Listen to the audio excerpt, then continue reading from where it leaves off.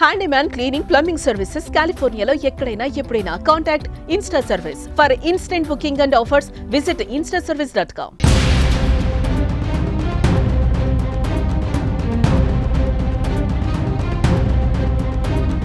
దేశాన్ని వేడుకుంటే భారీ ఎత్తున జరిమానాలు విధించేందుకు సిద్ధమవుతున్నారు అమెరికా అధ్యక్షుడు Donald Trump. Department of homeland security దీనిపై పెద్ద ఎత్తున కసరత్తు చేస్తోంది.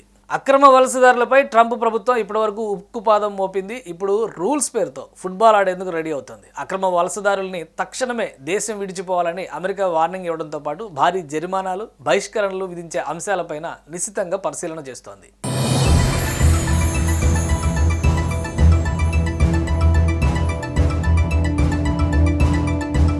బహిష్కరణ ఆదేశాలు ఉన్నప్పటికీ అమెరికాను విడిచిపెట్టని వ్యక్తులపైన జరిమానాలు విధించడానికి ప్రభుత్వం సన్నద్ధమవుతోంది.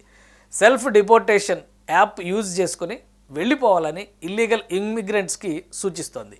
సెల్ఫ్ డిపోర్టేషన్ సరైన మార్గమని, లేదంటే కఠిన చర్యలు ఉంటాయని డిపార్ట్మెంట్ ఆఫ్ హోమ్ల్యాండ్ సెక్యూరిటీ అధికార ప్రతినిధి ట్రిసియా హెచ్చరించారు.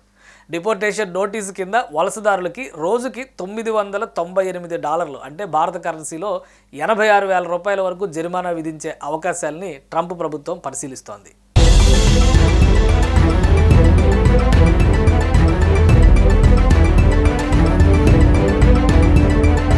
ఈ డిపోర్టేషన్ నోటీస్ ప్రకారం నిర్దేశిత గడువులోగా వలసదారులు అమెరికాని విడిచి వెళ్ళకపోతే వారి ఆస్తులు కూడా జప్తు చేస్తారు. 1996 నాటి చట్టాన్ని ఉపయోగించి ఇది అమలు చేసే ఛాన్స్ ఉంది.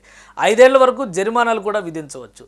సెల్ఫ్ డిపోర్ట్ యాప్లో రిజిస్ట్రేషన్ తర్వాత వెళ్ళకపోతే $1000 నుంచి $5,000 వరకు జరిమానా విధించే అవకాశం ఉంది. భవిష్యత్తులో అమెరికాకు వచ్చే ఛాన్స్ కూడా కోల్పోవడమే కాక జైలు శిక్ష పడవచ్చు. అక్రమ వలసదారులపై జరిమానాలు తప్పవని మార్చి 31న department of homeland security social మీడియాలో పోస్ట్ చేసింది.